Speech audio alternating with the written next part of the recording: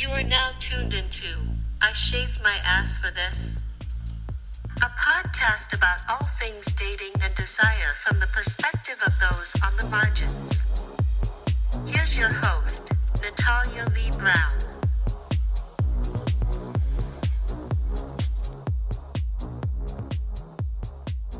Welcome to the very first episode of I Shaved My Ass for This. I'm your host, Natalia Lee Brown, and I am so happy to have you here. This is the start of hopefully a very long journey, and if you're tuning into the first episode, you're a real one. I appreciate you. Thanks for coming along for the ride, and I hope you enjoy it.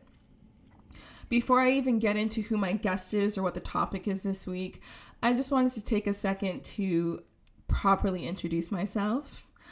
I am a 30-something Black femme who is a creative and just a person that has a lot of dating experience. I did the calculations not too long ago, and I've been dating for over half my life. And with that length of experience comes a whole breadth of knowledge and just whack occurrences, to be completely honest. I am not a professional therapist or relationship coach or anything like that.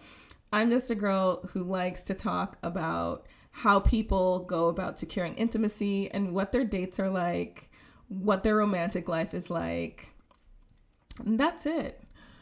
I started this podcast because I got really tired of the popular dating conversations that we come across. I think that we're suffering from something that I like to call the Clubhouse to podcast pipeline, where after all those people are done screaming in their phones, they got gassed off of having an audience listen to them. So they went and snagged the nearest microphone and just started spewing their opinions. And, you know, what's more tantalizing than people's pursuit of love and intimacy, right? So we have so many podcasts about that. And what I'm finding is that the podcasts are usually led by men of all shades, usually from the ages of 18 to 35. And usually they're saying something about how women should act or what qualifies as somebody who is deserving of your respect and attention. And to be completely honest, I don't like that. And a lot of ways that they're describing the rules that they have for dating is not the way in which I see anybody around me acting. So like, am I missing something? Or are they just looking over such a large population of people? So I decided to not complain about this. I decided to not get frustrated by this anymore. And I just decided to do. I have been so fortunate to have friends and colleagues and acquaintances who have been willing to talk to me for some reason.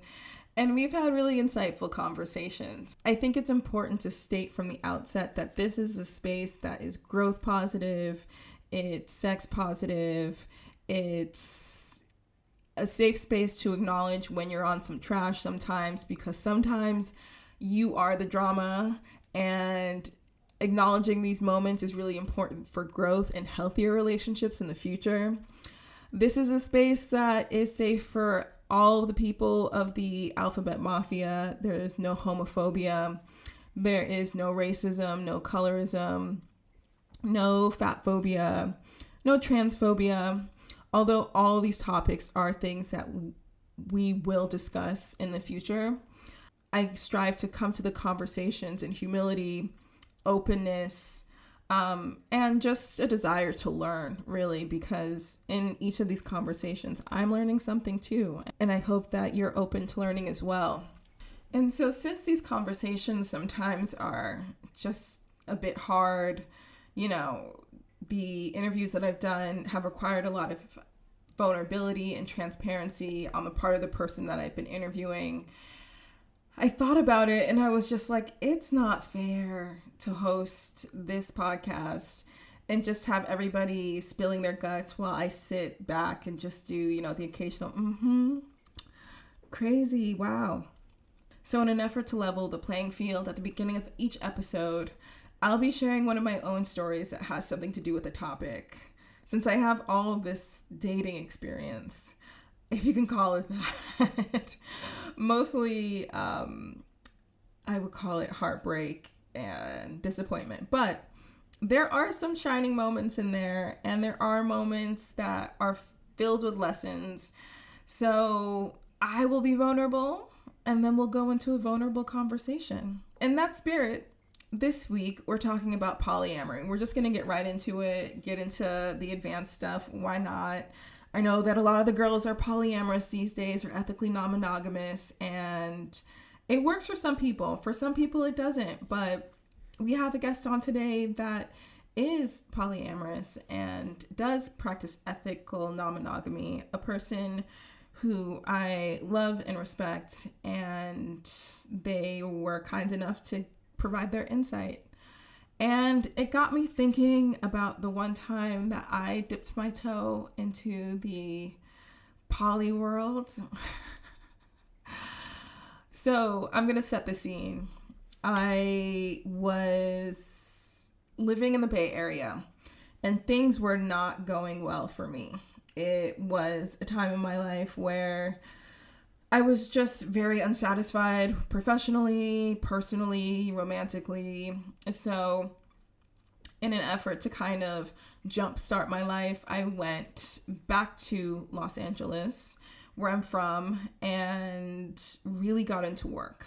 Really just put my nose to the ground and try to make something of myself. And when you're focusing so much energy on work, relationships kind of fall to the wayside. And I found that a lot of the men that I was dating, they really expected some kind of enmeshment, right? Like my time is your time. We spend all the time together. We do everything together. And that just wasn't possible for me at that time. My priority was just something else. So I thought about polyamory because the element of having more than one partner also means that some of the emotional weight and the emotional expectation is spread amongst the parties somewhat evenly, or that was my perception. So I got on an app. I don't know which one. I think it might have been Bumble. And I, set my little settings to what I was looking for. And this guy hit me up, and he was my type. Like, he was my type. He had these like long dreads. He had some kind of Caribbean ancestry. He was from an island. I can't remember which one, but he hits me up and he's like, hey, I'm here with my girl. We really like your profile. We, think you're cute. Would you be open to having dinner with me? And we could maybe see if we're compatible. And I was like, sure. So the way we set it up was the first date that I had was with him alone. And during this date, it was really clear. I made it really clear that like, I also need to meet your partner without you just to make sure she's down, because, sometimes it's one partner's idea and the other partner is just like going along with it and crying themselves to sleep at night. And I don't want to be a part of any of that. So the date is cool. It's cool. He's a cool guy. He was involved in some kind of like ancestral sport study, and he was looking at the cultural impact of group sports, something like that. I don't know. It was really cool because I'm a girl who could not care any less about sports.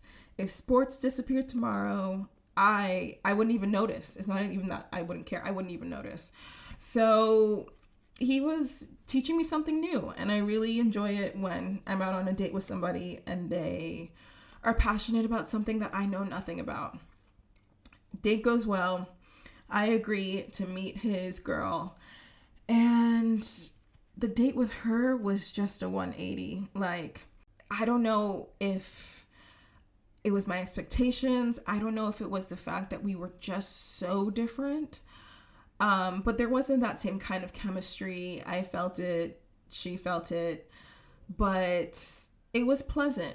We went to a restaurant, I paid, I felt like Big Daddy, I got the bill, and it was a pleasant time. That's the best way I can describe it. And because it wasn't bad, I was like, okay, don't be so quick to judge. Go on a date with all three of them and see how the dynamics, see how the vibes are when all three of you are together, because all three are going to be involved in this relationship. So they invite me over for a meal, and I get myself together. I went to the wine store, got a bottle of wine, and made my way over to their place. It was this beautiful house in LA, obviously.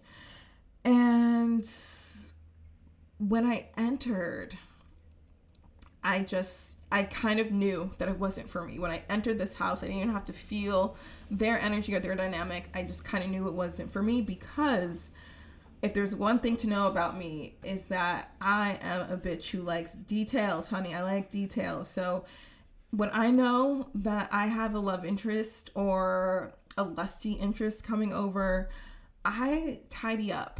I want them to get a good impression. I know that being in a clean space relaxes people. You're not worried about something staining your clothes or sitting in some wet. You can relax. And so that's really important to me.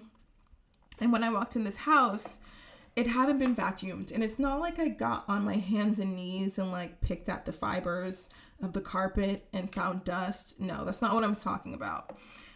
There was a pet in the house, and I think it was their roommates or something. I don't know, man. But there was a pet.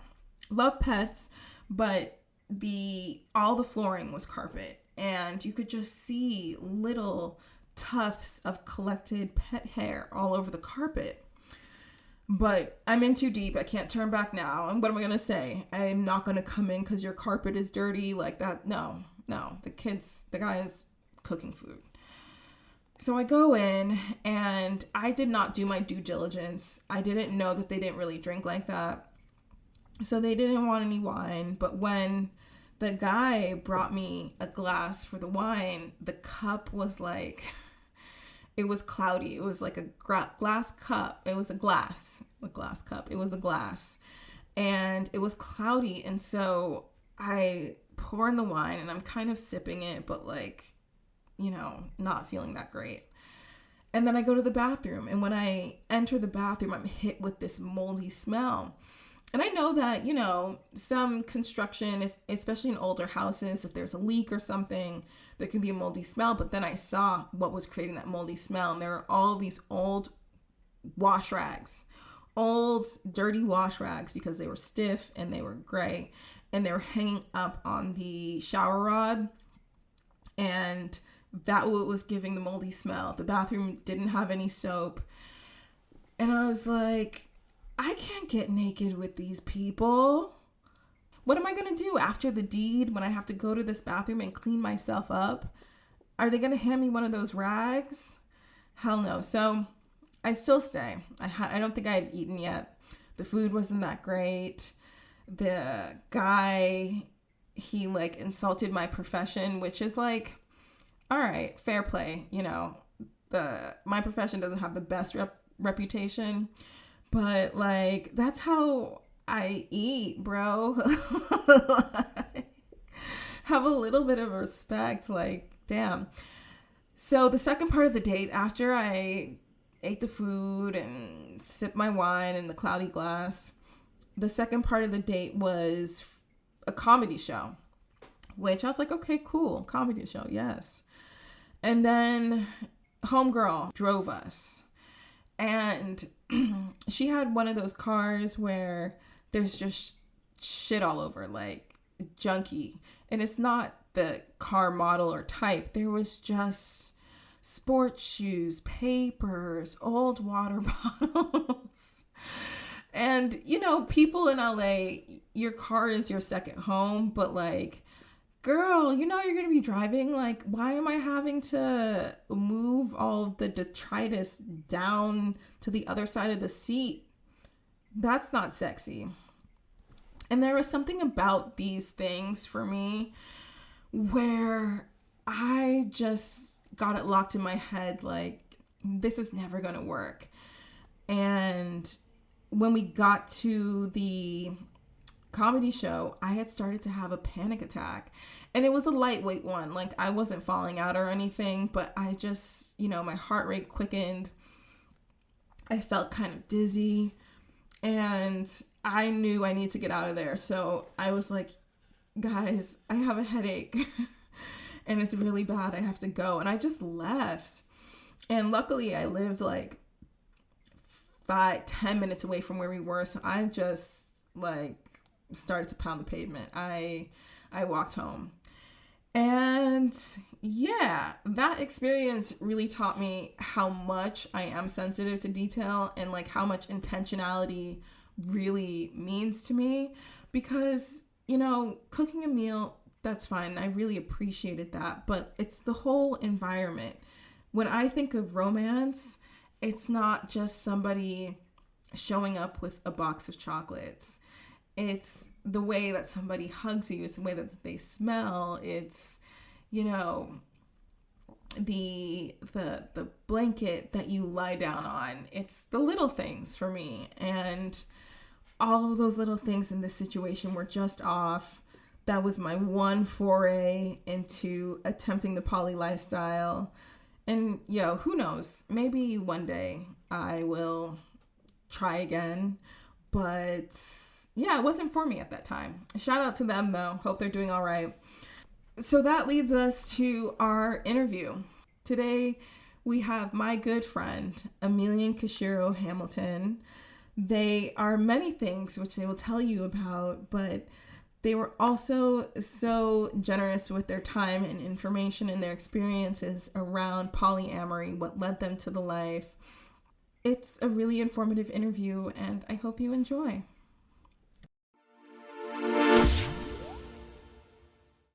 Okay. Right now I have a luminescent guest, one of my one of the old homies. Amelian Kashiro Hamilton is here. Thank you so much, honey. Thanks for being with us on I Shaved My Ass for This. How you doing? Yes, honey Chile, I'm good. Thank you for having me. I am so excited to be a part of this media offering. Um, Love that you're filling a gap in the dating podcast space. And I feel like we've had So many. so many conversations that should have probably been recorded. But here we are. Um, I mean, this is for public consumption, right? Because not everything we talk about is necessarily for public consumption. So this is bite size. It's easily digestible. You're a lot of things to a lot of different people, but for the people who are listening, introduce yourself. Who are you? What do you do? What do you get into? yeah. So my name is Amelia Kashiro Hamilton, all lowercase, like bell hooks. Um, my pronouns are they, them. Excuse my dog barking in the Is that background. chocolate? Um, that's Miss Chocolate. That's Miss Chocolate. Yeah, honey, Miss Chocolate. She's bossing people around in the As backyard. you should. Um, yeah, my pronouns are they, them. I am a community facilitator, the founder of Sisters with Voices, a community safe space that supports cultural producers navigating the arts and entertainment industry by providing knowledge, tools, and camaraderie, legal documents, and things like that. Also, I am a artist. I'm a painter, and also a public practice artist, which Sisters Within Voices is a public practice space. I'm also a I guess born again creator. I worked as a wardrobe stylist for about 13 years and had an awakening, and now I don't do that anymore, but it definitely helped carve a lot of the spaces that I create now. And I work in education. I also currently work at a navigation center shelter. And I've just been putting myself into things that fill my heart and are of service to what I believe is the greater good. I also work in food. I've been dabbling in that world, and that's been really healing. And I don't know, there's something about touching food since I've been on this journey that's been really, it's been bringing me something. So yeah, I'm also a karaoke queen. I was gonna ask you, do you have any Jamaican in you because of the innumerable hats that you wear? Are you a cousin? Because you sound like one of my kin, honey. You came over here and you're like, and I can do that. I can cobble shoes. But honestly, girl, jokes aside, there's so much that you do and you do it so well. That's how we met in one of the spaces that you offered, Sisters with Invoices, which was one of the most, and I kid you not, well curated, welcoming spaces that I've ever been in that sphere, because a lot of folks, and we've talked about this before, like they offer up their a retreat to the girls and come and heal and all this, and the vibes are off.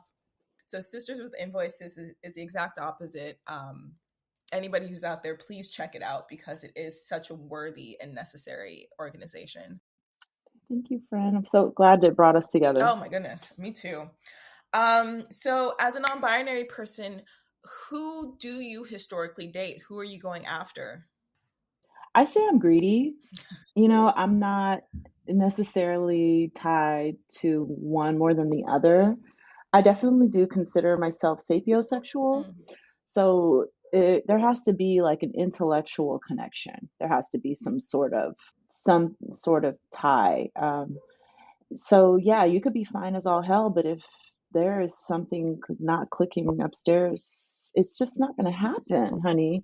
I know we all have those moments where you see somebody and they are just visually, they tick all the boxes. You're just like, let me just get a moment of your time, please. So you saunter over, you start to talk, and it's just like doo doo comes out of their mouth when they open their mouth. You're like, ugh. And then it's something that happens. It's like this mind eye connection where it's like the face starts to rearrange, and you're like, oh, never mind. It's Yeah, wild. it's wild. It's so wild. And I think it's such a testament to beauty, how beauty comes from the inside and not out. And I think you knowing who you are is the biggest attractant. And maybe people may be having a hard time meeting or attracting people because they are way too authentically in themselves and they're around the wrong crowds, or they're inauthentically themselves but they have everything going on the outside. I feel like there's always something there.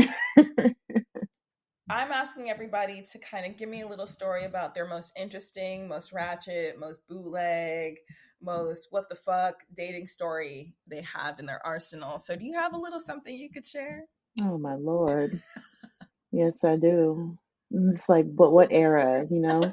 I guess one thing I'll say, okay, so there's this one time, so I was like, it was when the apps were new, when the apps were really new. Tinder was out, and I was like single, I was on the prowl, I had my own Ooh. place. Like, I was like, I'm out here, like booty shaved, everything is always ready because I was in my mid 20s trying to be that person. Like, but actively forcing it. I was trying to be that girl where I'm like, I want to be a Brooklyn girl, where I like pop out to some venue and like meet somebody. And I've never had any issues like being that person on the East Coast. I feel like the East Coast is fab if you are a black femme or whatever. But there's just something about the west side of Los Angeles from 2009 to 2011, maybe 13, 14, girl. And I've talked to other people who've had that same experience, of how the west side of Los Angeles really ruined their life. Um, It wasn't for us. It wasn't for us because this was before like 2009. Like people were on socials, right? But there wasn't this message of like melanin is beautiful, we all get together, we all come and create. So it was mm-mm. like a bunch of us in mainstream white parties playing the role of, or being in the scene, as it wasn't, there wasn't the camaraderie, and it wasn't even that long ago. It's so sad it wasn't that long ago, but on the west side, honey, it wasn't. No. Mm-mm. No, it was a night. It was a nightmare to be dating. So there's this moment I was on Tinder. I was like uncomfortable about it, but I was like, I'm out here, I'm single, I want to have fun, I'm living on this side of town. What's out there? So I matched with this guy. He was pretty like mediocre white guy. And he's like, hey, let's meet. Of all places, he asked me to meet him at Wurst Kush, or you know what I'm talking about? It's like a The bratwurst. brothers.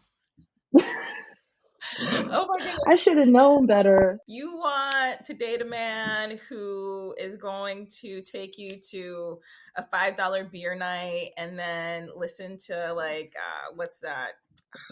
God. Hootie and the Blowfish.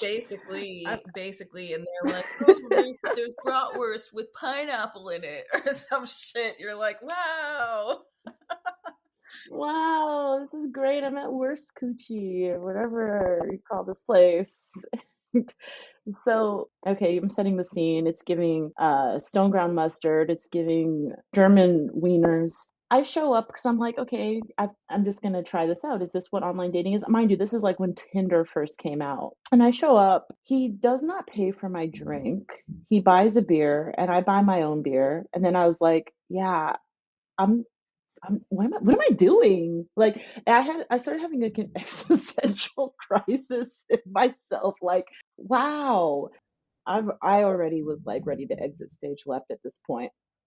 And we walk outside, and I'm walking to catch my Uber because I was like, yeah, I'm gonna go home. And like he kind of walks me to where my Uber is, and he's like, hey, so I live right here. Do you want to come up?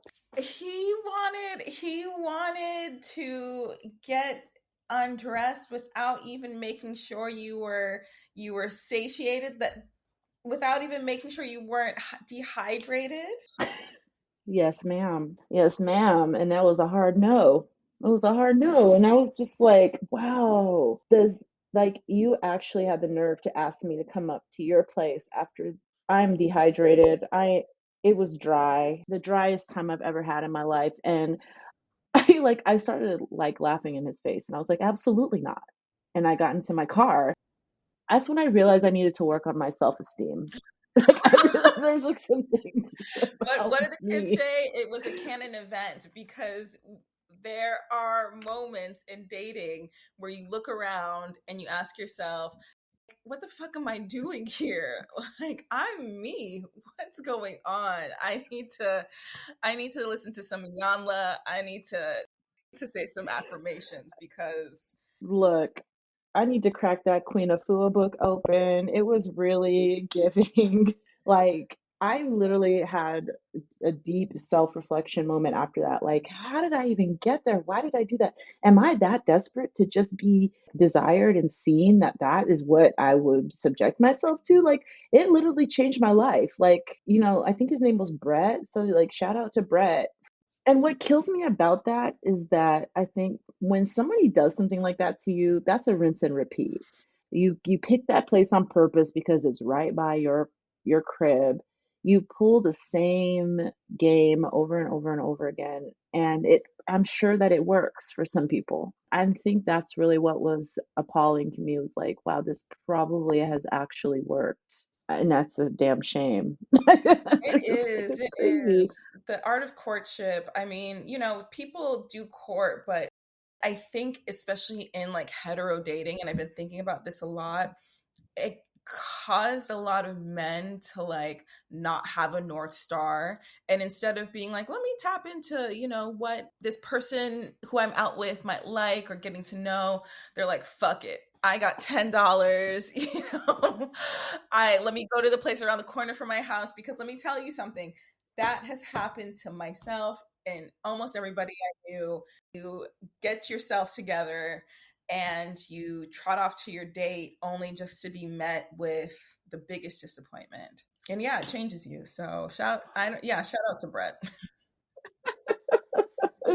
It really does change you. And I feel like we've all had those experiences and like, they're not just like linear. Like I think that they're worse in the hetero dating world, but they exist in the gay, queer, lesbian dating world as well. Like Yeah.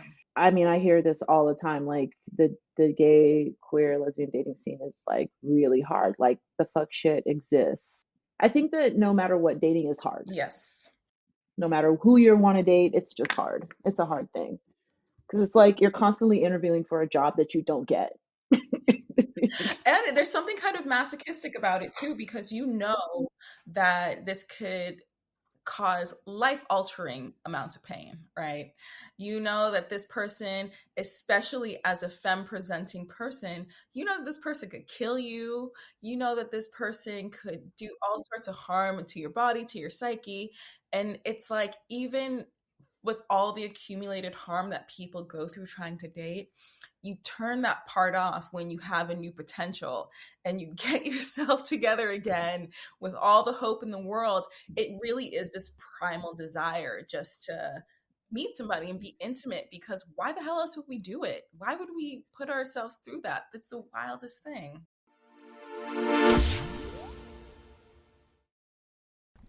So, as you probably know by now, this is my very first episode ever. And what that means is that I don't have any sponsors. Nobody is paying me for this. Nobody even knows that this exists at the time of this recording. But I do think that having a little commercial break is necessary. And normally during this commercial break, I would provide the people with some kind of link or resource that has to do with the topic being discussed. But today, that doesn't feel right. And so I'm going to use this space as a kind of call to action to the audience, to whoever is listening, to really stand up in the face of the genocide that's occurring in Gaza right now, and the other two genocides, which is not getting any coverage, the genocide in the Congo and Sudan. And I hope that whoever is listening takes the time to really educate themselves and to get active, especially when we're seeing just all of this mass murder occurring in real time. It can get very discouraging, but now's the time not to look away. Now's the time to get on the streets, connect with organizations in your neighborhood, connect with people on social media who are actually on the ground and who are bravely reporting all of the atrocities, even when some of their own family members have been killed by this current bombardment.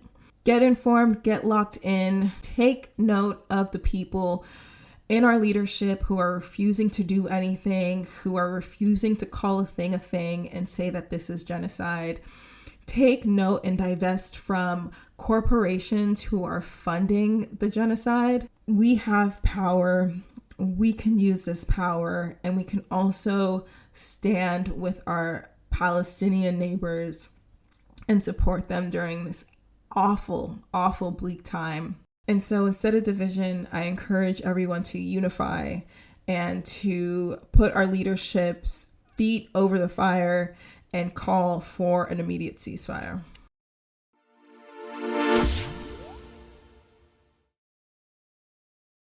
You touched on like the gay and lesbian dating scene. Tell me a little bit about your experiences dating as a non-binary person, dating cis men, cis women, people in between. Yeah, I will say I'm a new baby gay. I had to take a moment of reset and recalibration after having sex with cis hetero identifying men that were made me realize that like there's something about this that's just really not working for me, and I need to be more intentional about having more gay experiences, having more lesbian experiences. Because one of the things that I noticed about myself was that I was going for who was coming to me and was attracted to me. And I was giving my too much power to these people who sought after me. And I noticed and thought about my patterns and the things that were going on in terms of like who I was seeing. And it was always about me being sought after. So I'm like, well, what does it look like if I seek the thing, if I set this intention, and if I just like detox from this energy? Because I was feeling exhausted by dating men. I think that a lot of them are incubuses that jump from one feminine energy to another.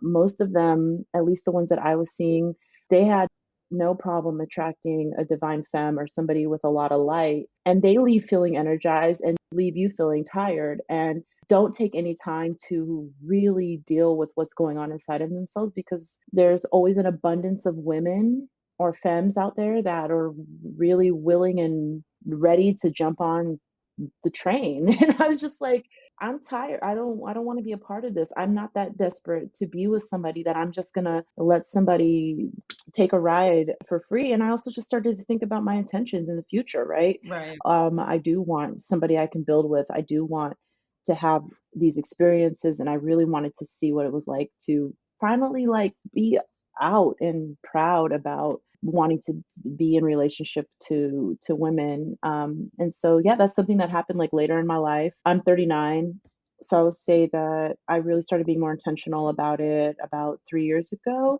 I was setting the scene for it really like 5 years ago, because I started going celibate, right? So I was like going through these periods of like intermittent celibacy. And I did get in a relationship with someone who is cis male identifying, but he was very like kind of queer and feminine, and like it was a pleasant experience. Like I didn't leave that experience feeling tired, and it wasn't something that it just kind of happened. So I'm just always letting spirit bring what is coming my way. But what I will say is that I'm also poly, and I've been reading and being really intentional about understanding what that looks like, talking to people, being investigative, being really curious, educating myself. And so I started dating somebody last year who was poly, who's been poly. They're, a woman, a femme identifying mask person. And we had a good run. We had a really good run. But, I ended it a few weeks ago, and I noticed that it doesn't matter if you're dating a femme or a mask identifying person, a cisgender male or cisgender female, whatever.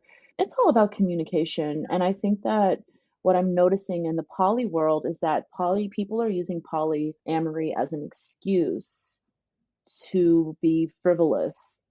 Totally. But the thing that I find, people who really embody and espouse poly language without really living the tenets, if you can't sustain a one-on-one relationship in a way that's healthy and respectful, what makes you think that then you have the tools to have multiple healthy partnerships, right? Because even in polydynamics, there still is a concept of betrayal. There still is a concept of responsibility. There still are all these same concepts that you have in one on one dynamics, but you have an agreement and an understanding and a trust to set the parameters as you see fit, right? But I think that a lot of people, they think, well, I just want to fuck on all these bitches, and there's this thing called polyamory, you with it or you not, and all these weird kind of cult adjacent social media groups where you see this man and he has all these women living in like a 2-bedroom apartment or some shit. You're just like, oh my god, like this isn't all ladies, you're better off on your own. Oh my god. Yes. So I hear you with that. You have to be healthy enough for relationships, period.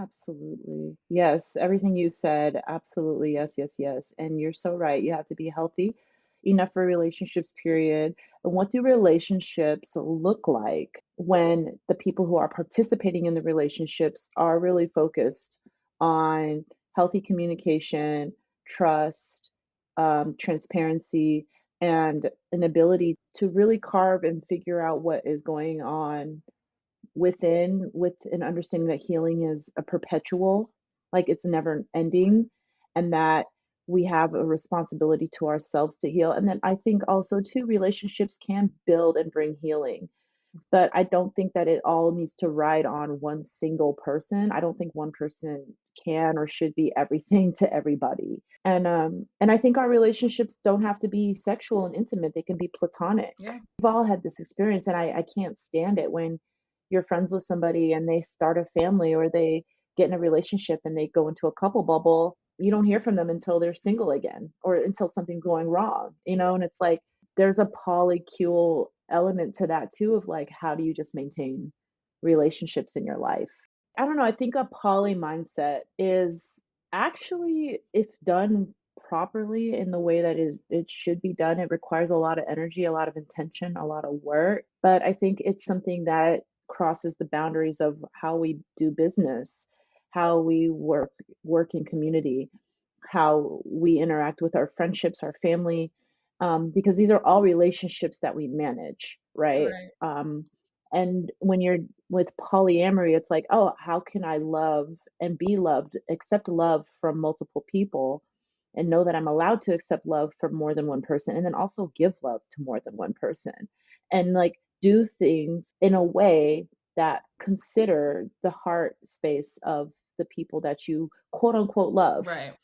And what I was finding in this last situation that I was in was that there were things happening that I felt were sheepish and somewhat cowardly, you know? And I think you can't be poly and be cowardly. You can't be poly and be sheepish. You can't be poly and be avoidant because none of that works. None of that even makes sense. Like, especially when it comes to sharing bodies and sharing that space. And so it's like, I don't know what this terminology is because I feel like we have these terms and like sections that blanket like a whole entire ethos. This idea of being poly, and then you have like non-hierarchical poly or anarchy, like, which I understand non-hierarchical poly and I respect it because I think sometimes people can abuse poly or use poly as an excuse to try to bring in a third, and then that third or fourth person just has like zero say or power. And it's almost like they become pawns for the couple, the hierarchy to play with. And I feel like I've been called into those spaces. Like I had a couple ask me out on a date when I was in Alaska. And one thing that made me where I was like, okay, I'm kind of open to this. They were like, we want to take you on a date. And I was like, okay, that's cute. She was cute. The man is never really that cute. One thing that made me feel uncomfortable about it, and I didn't really move into it, was he was doing all the talking. Okay. You know what I'm Yeah. saying? He was doing all the talking. He was the one that was like leading the charge, and she wasn't really saying that much. I could tell she was like clearly interested in me. And to me, I'm just like, this just feels like some sort of a like weird, like leveraging negotiation. And it doesn't really feel like I'm like getting to know who both of you are or feeling safe by both of you. And there's already a power dynamic here that like I would be going into if I was to start dating you both. And I think just off top, it was clear to me that that existed. I'm curious, you mentioned poly mindset. Could you How do you Right. define poly mindset, and like how was this couple in your introduction to them? Were they lacking poly mindset, or was it just kind of a different form of polyamory that like you weren't really down with? I think a good poly mindset is like transparency. I think it's understanding time and place. I think it's so much of it is about consent. There's a big theme that has come up, at least in my life, and I think also that comes up in other poly situations that I've like heard or listened to or been an ear to about consent. You know, that can look like a number of things, but giving somebody the allowance to perhaps disagree with you or to feel some type of way or maybe have some things that come up and the ability to process versus withholding in order to get the outcome that person desires. Like it's like a manipulation, I think. Nobody should be manipulating anybody to get a desired outcome. The outcome is subjective between the participating parties. You might hear no in the beginning, but it might be a yes later. I don't know. But there needs to be space for communication and processing. And I think that I will say some red flags that came up is anybody who doesn't have space or time to process or communicate, or they can't really hold into the idea of hurting you or being hurt. If you don't have the wherewithal for feeling, it's probably not the best thing for you to do because people's feelings are swirling all over the place. There are times where I'd be like, I feel jealous right now. Right. I've said that. I was like, I'm jealous. What you gonna do about that? you know? Um, Yes, call it out. I mean, but also the space for feelings, but also the self awareness to identify what it is that you're feeling. It's this volley back and forth where you have the maturity to be like, I'm jealous and I want you to know about it. Like, and then they have to have the room and the maturity on their end to be like, all right, that's normal. yeah, like, okay, like, dish it. What are you feeling? Okay, what could I have done better? Or, I did everything I could and I don't know what to do. Like, I don't know, like, just having a discourse. I also think to people who are new poly, please don't let anybody who is old poly make you think that what you feel is invalid. Hmm. I've noticed that people who have been poly for a long time, maybe, they're operating on a donut. Maybe they're driving back the car and they have a donut and they're missing a hubcap and they're like, no, this is the way that I do it. No, you're going to have to do it this way. And it's like, no, if there's something inside of you that is coming up that it doesn't feel like right, it doesn't sit with you, believe it. You don't have to like adjust yourself because somebody's doing something in a way that they say is the way because they've been doing it for so long and the people that they do it with are cool with. Right. I felt like that was an experience that came up for me where I was just like, okay, yeah, I get it. Maybe your other partners are okay with that, but I feel like you should be transparent with me about if you slept with somebody before you sleep with me. Right. I want to be able to say, okay, I know that you did this and that you haven't been tested and that I agree to do it. Not you do this thing and you tell me you've been tested and I don't know what happened, but you don't share what happened between the time you told me you got tested and we do a thing and then I psychically know that you did something and I'm like, because psychically, like all these things always come up for me. Like anybody who wants to be in a relationship or any partnership with me, and let me tell you right now, if you're listening to this podcast, your lies are not going to slide. You Like can't get one something is going over. to come in. PSA. All right. Hear ye, hear ye. Honey, They know. hear Or you, you do. honey. They know my ancestors work hard, and they will tell me everything. Right. I swear to you, every single time that somebody has not been honest with me, I heard a voice in my ear that was like, "No, girl, ask this." And every single time it was no fail. I got the answer. And if we all listen closely enough, a lot of times we already have the answer.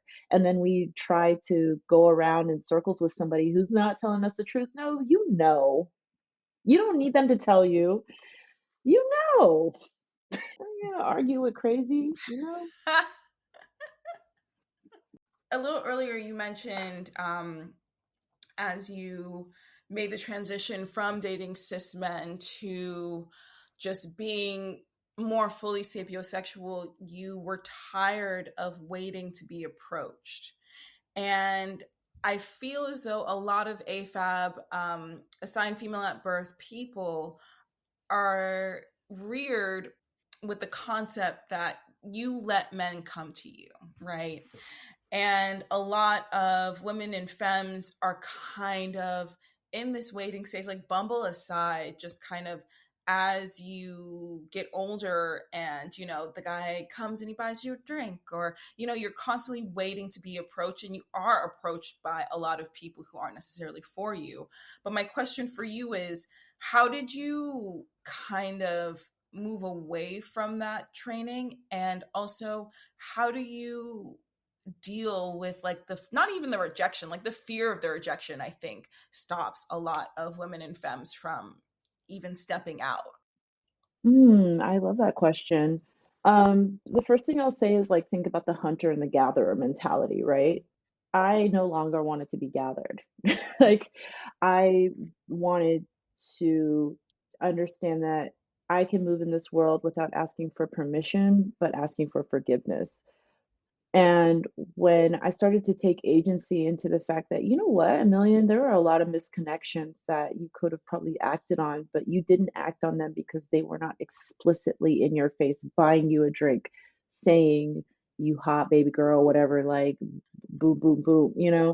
And I really started to think about the idea that people who are, and this is no shade because I think it's like the person that the last person I was seeing, like there was a mutual connection, you know, and that mutual connections do exist, and that I can trust my instinct to act on them.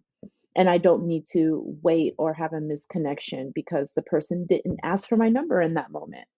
Now, how I do it is I feel something and I know it. And I know it because I know that feeling and I like that feeling. And I've been actively reaching out to people who I feel something with.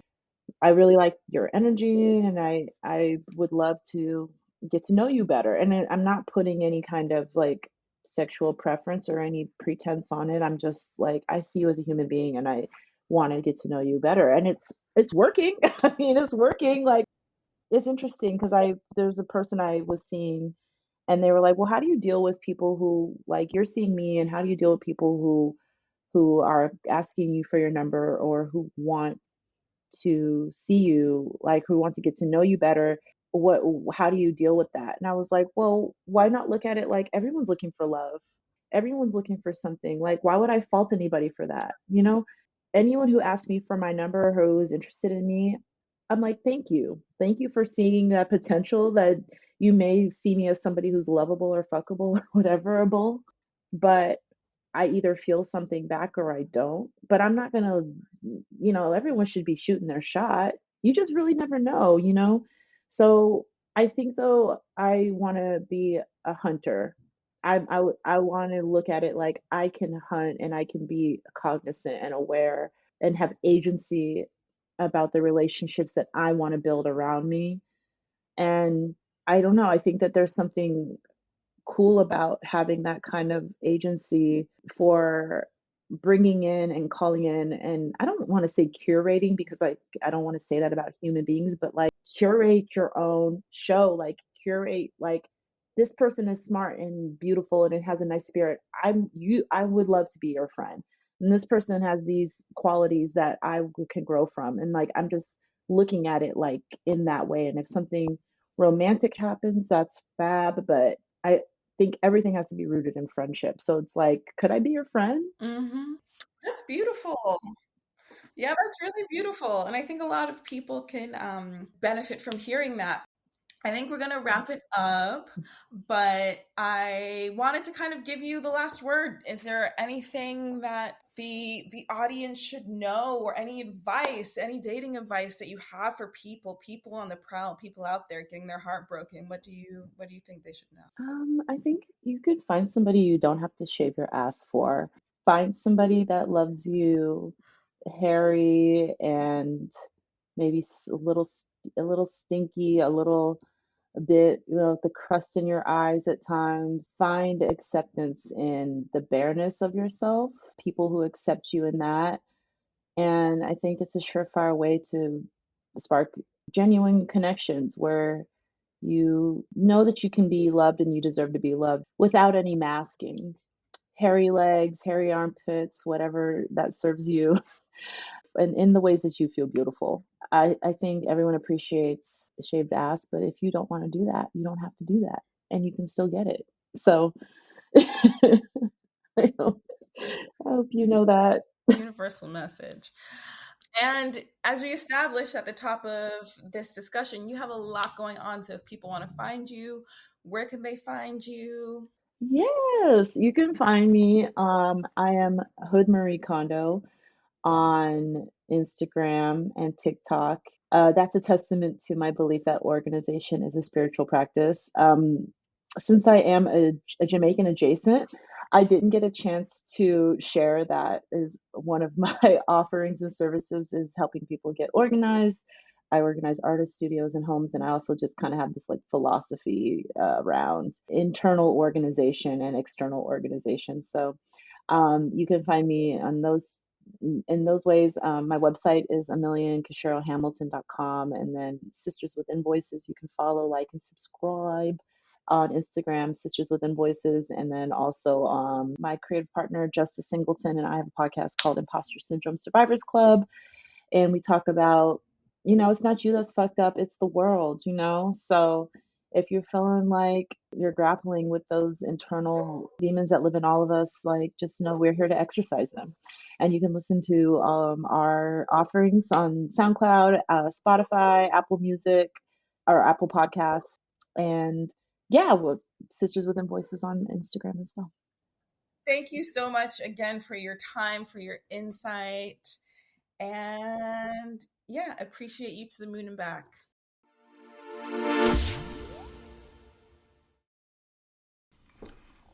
So there you have it, the first episode in the books. First and foremost, thank you so much to my guest today, Amelian Kashiro Hamilton. It was an absolute pleasure, an absolute honor to have you as my very first ever guest. And thanks to you, the listener. You know, this has been a journey for me even to get to this point. And I was even going to come on here and be like, oh my God, I'm so sorry. I know that the sound quality isn't right and all this stuff. But no, I'm not apologizing. Like, fuck that, you know, because I'm proud of myself. I'm proud of this little space that I'm creating. And instead of being ashamed that everything isn't perfect at this point, I'm going to invite you to come along on the ride with me. You know, there will be a point in time in the future at some point. I don't know when that is, but there's going to be a point where things are sounding correct. Everything is on 10. And for those of you that are here on day one, you'll be able to look back and be like, yo, growth, you know, growth. So instead of apologizing, come along on this journey with me. And I will be back here next Thursday, same time. And if you want to follow along with the conversations, if you want to get a preview of next week's topic, or sometime in the future, I'll be calling on the audience to send me voice notes and share their I shave my ass for this moment. So I am on TikTok, Instagram, and YouTube, all under the handle I shave my ass for this. And also subscribe to this podcast on whatever platform you're listening on. I will appreciate any subscriptions. And I look forward to meeting you back here next week. Until then, be safe, be kind, and be you.